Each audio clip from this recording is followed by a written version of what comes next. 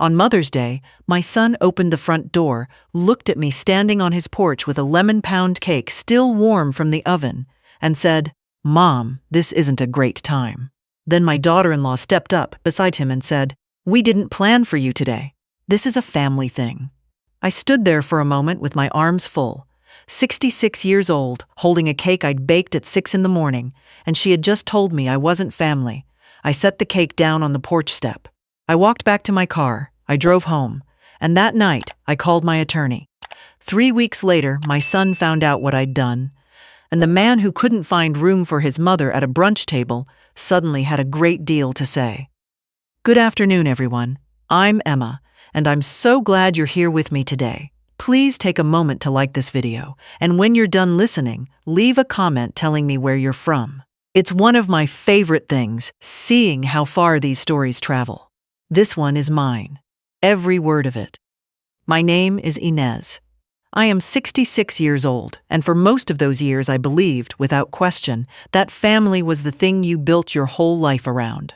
My husband Roger and I were married for 38 years.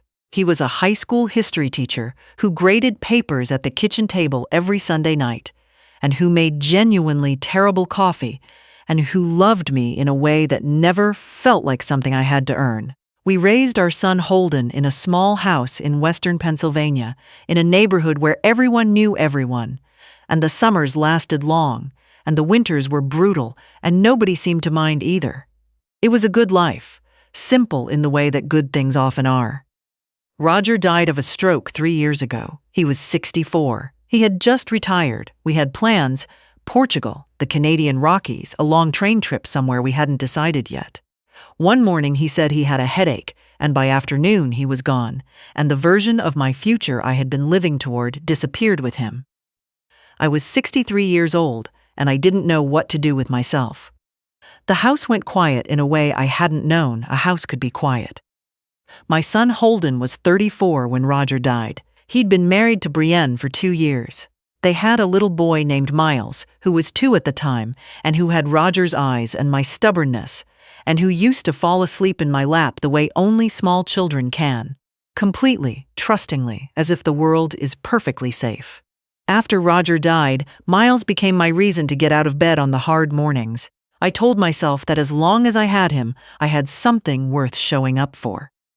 I tried to be useful. I don't know another way to put it. When Holden's landscaping business struggled in its second year, I co-signed a business loan for $28,000 without hesitating. When he and Brienne were short on the down payment for a house with a yard where Miles could run around, I gave them $18,000 from my savings. When Brienne decided Miles should attend a private kindergarten program, one with a wait list and a glossy brochure and a tuition that made my eyes water, I paid $9,000 because Holden said it would really set him up well for school, and I believed him. In 2 years, I had given them $65,400. I know the number exactly because I sat with it later, in the dark, and counted every cent. I want to be clear. I don't tell you that number to be kept. Roger always said money was just a tool, and the best use of any tool was to build something good. I gave because I loved them. I gave because I thought that's what you did when your family needed you. What I didn't see, or didn't let myself see, was the pattern underneath. Every time I gave money, Holden would call more often. He'd text good morning. Brienne would send photos of Miles with little captions that made me laugh. They'd invite me to Sunday dinners and ask me to stay late and tell me how much Miles loved having his grandma close. It felt like family. It felt exactly like what I'd hoped for after Roger died. And then, a few weeks after whatever transfer had cleared, things would go quiet again. Texts would thin out. Calls would go to voicemail. Sunday dinners would get pushed to next month and then not mentioned again. I told myself they were busy. Young families are always busy. I remembered those years with Holden when he was small, how exhausted Roger and I were, how we sometimes forgot to call our own parents back for a week at a time. I gave them every benefit of every doubt because that's what you do when you love someone. But about 6 months before that Mother's Day, I started noticing things I couldn't explain away. Holden stopped mentioning Miles in our phone calls. Not deliberately, I thought at first, just distracted. But it happened every time. When I suggested visiting, there was always something. Brienne's sister was in town. They were having the floors refinished. Miles had a cold. I stopped hearing from them unless I reached out first. And then even my calls started going unanswered, returned hours later with a brief voice message. Hey mom, caught this late, talk soon. We never talked soon. 2 weeks before Mother's Day, I called to ask if I should bring anything to their brunch. Every year since Miles was born, the three of us had spent Mother's Day together. Sometimes just lunch at their house, once a picnic at the park near the river. I assumed it was still happening. Holden picked up and said they were still figuring things out. He'd let me know. I waited 4 days, he didn't call. I texted. He wrote back, "We'll see how it goes." That was the whole message. 4 words. I should have understood what those 4 words meant. I didn't want to. The morning of Mother's Day, I woke before 6 because I couldn't sleep. I baked the lemon pound cake, the one Holden had called his favorite since he was 9, the one Roger used to cut himself a second slice of before I'd even put the first away. I wrapped a wooden train set I'd found for Miles at a little toy shop downtown, the kind with painted cars and a curved track that clipped together. I put on the blue dress Roger had always loved, and I drove the 90 minutes to their house.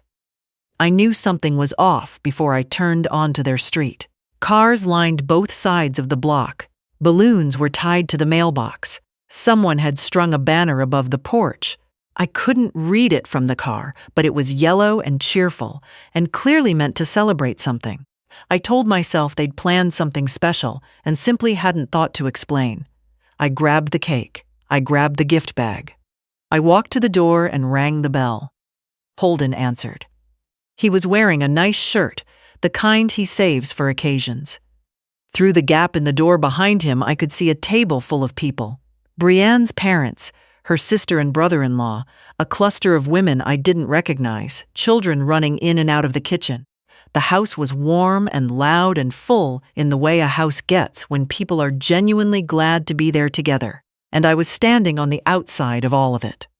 He looked at me, and his face didn't do what a son's face should do when his mother shows up on Mother's Day. He didn't look happy.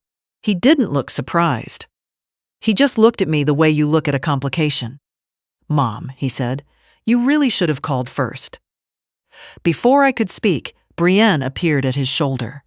She was dressed beautifully. Her hair was done. She looked at me with the flat patience of someone waiting for something inconvenient to resolve itself. "This is a family brunch," she said. "You're not on the list." From somewhere behind them, Miles called out, "Grandma," that high, bright voice of his, and I saw him take 2 quick steps toward the door before Brienne shifted slightly to the left, not looking at him, still holding my gaze. The movement was small and practiced. "You should go," she said. I stood there long enough that the silence became its own kind of statement. Then I crouched down and set the cake on the porch step, carefully, the way you'd put down something you didn't want to break. I set the gift bags beside it. I stood up. I turned around. I walked back to my car without looking back, and I heard the door close behind me before I'd reached the end of their front path. I drove home 90 minutes, every one of them completely silent. I didn't turn on the radio. I didn't cry. I just drove. That night, I sat at my kitchen table with a cup of tea that went cold, and I did 2 things. First, I opened my laptop and went through every bank record from the last 2 years. I pulled up every transfer, every cosign, every tuition payment. I read back through a year's worth of text messages and looked at the timestamps on Holden's calls. I laid it all out the way Roger used to lay out his lesson plans, methodically, without letting emotion rush the process. The pattern was there. It was unmistakable once I stopped protecting myself from seeing it. Every time money moved from my account to theirs, warmth followed. Every time the account went quiet, so did they. I had not had a relationship with my son. I had been running a payment plan in exchange for access to my own family. The second thing I did was call my attorney. His name is Stuart, and he handled all of Roger's estate planning. I called him at 8 o'clock at night, which I had never done before, and he answered. I told him what had happened. He was quiet for a moment, and then he said, "Come in tomorrow morning at 9. We'll take care of it." I met him the next morning and told him everything, clearly and without drama. I wanted Holden removed from my will. Everything was to go to the children's wing at Memorial Hospital. Roger had spent his final weeks there, and the nurses had been extraordinary, the kind of people who hold your hand when you don't know they're doing it, and to the scholarship fund that Holden's high school had established in Roger's name after he died. Roger would have liked that. He taught there for 21 years. Some of his former students still sent cards at Christmas. I also told Stuart I wanted a separate educational trust established for Miles. "He's 5, I said. He had nothing to do with any of this. I want him to have money for college when he turns 18, but I want a neutral trustee managing it. Not his parents. Someone they cannot access or influence." Stuart wrote everything down without comment. When the documents were ready, I signed them without hesitating. It took 40 minutes to dismantle what Roger and I had spent a lifetime building for our son, and I was clear-headed for every minute of it. 3 days after Mother's Day, Holden called. The warmth in his voice was the kind I now knew how to read. "Mom, hey, listen, the business has a real opportunity right now. 2 commercial contracts lined up, but we need working capital while we wait on the first invoices. $25,000. We'd pay it back with interest. It's a solid investment." "No," I said. He paused. "What?" "I won't be lending you money. Not now, not going forward." "Mom." His voice shifted into something flatter. "Come on, don't let what happened at the brunch turn into a financial decision. Those are 2 different things." "They're not different to me," I said. "No." He was quiet for a long moment. Then he said, "Fine," and hung up. He called back 4 times that afternoon. I didn't answer. Brienne sent a text. Really mature, real nice. I read it and put my phone face down on the counter and went out to water my garden. They came to my house 10 days later, on a Saturday morning. I watched them pull into my driveway, and I took a breath before I opened the door. Holden said they were willing to move past the brunch if I was willing to be reasonable. Reasonable meant restoring the will. He'd heard, through a contact of Stuart's secretary, that I'd made changes. "That's my right," I said. "You're not thinking clearly," Brienne said, stepping forward. "This is what happens when older women go through grief without proper support. You're being manipulated by advisors who don't have your best interests at heart." I told them I had made the decision with my attorney and a financial professional, that I had documentation and a formal competency evaluation, and that anyone wishing to challenge it in court was welcome to do so. Holden's jaw tightened. "You're going to be alone, Mom. When you're sick and you need someone, we won't be there. Think about what you're giving up." "I know exactly what I'm giving up," I said. "Please leave. If you come back uninvited, I'll call the police." I closed the door. I stood in my hallway and listened to their car back out of the driveway.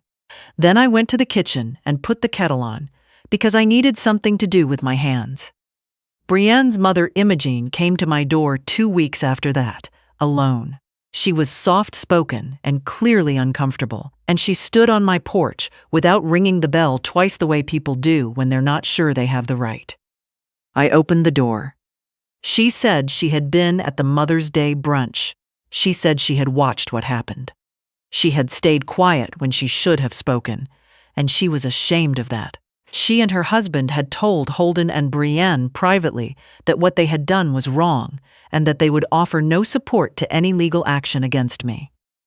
"You did the right thing," she said quietly. "I just wanted you to know that someone on that side of the table sees that." It wasn't much. But I had not expected it, and after she left, I sat in Roger's armchair and cried for the first time since Mother's Day. Not from grief, but from something closer to relief, the particular relief of being seen. I joined a support group that June. A therapist in my town ran monthly meetings for parents navigating estrangement from adult children. I expected shame walking in. What I found instead were 8 people who nodded before I'd finished my second sentence. I learned there that the instinct to search your own behavior first, to comb back through every decision and word and moment looking for what you did wrong, is almost universal. And I learned that sometimes, at the end of all that searching, the honest answer is, they chose this. Sitting with that truth is the hardest work I have ever done. I started volunteering at Memorial Hospital on Tuesday and Thursday mornings, reading to patients who had no visitors that day. I took a pottery class Wednesday evenings, and I was terrible at it, and I didn't care. My instructor said the point wasn't a perfect bowl, it was the hour spent making one. And I thought about that more than I expected to. I had dinner every week with my neighbor Nola, who had raised 2 daughters mostly on her own and had strong opinions about everything and made me laugh until my stomach hurt. I wasn't filling empty time. I was building a life that actually belonged to me. In September, Nola and I flew to Portugal for 10 days. We walked through Lisbon in the September heat and ate custard tarts on cathedral steps and stayed up too late talking. On our last evening, sitting at a small table outside a restaurant near the water, I looked across at her and thought, Roger would have liked this. And then I thought, I like this. Both things were true at the same time, and that surprised me, and I was glad. Holden's legal challenge was filed in October, alleging undue influence over my estate decisions. Stuart was ready. We had the financial records, the documented pattern of requests, followed by withdrawal, the competency evaluation from a specialist Stuart had arranged, Imogene's written statement, and, most importantly, the separate trust I'd established for Miles, which made clear that I had not acted in blind anger, but in careful, specific planning. A woman who had written her grandson out of the picture would not have separately arranged for his college education with a neutral trustee. The motion was dismissed at the preliminary hearing. The judge found no basis for proceeding. A local journalist reached out the following week. She was writing about financial exploitation of elderly parents and had heard of my case. I agreed to speak with her, and I told the whole story plainly, with documentation, without dramatizing any of it. The article ran in November. I received nearly 300 messages in the following weeks. Many were strangers sharing their own versions. A handful were adult children who said they had called their mothers after reading it. A few were just one line. Thank you for saying it out loud. Through Imogene, who still checked in occasionally, I heard that Holden had lost 2 major commercial clients in the months after the article ran. That Brienne had quietly closed her social media accounts. That things were difficult. I felt no joy in that. I felt something closer to a sadness I had always known was waiting underneath the anger, the grief of watching someone become a person you don't recognize, and understanding there was nothing you could have done to stop it. But underneath the sadness, there was space. Space I had spent 2 years filling with their needs and their rhythms and their emergencies. Space that was mine to do with as I chose.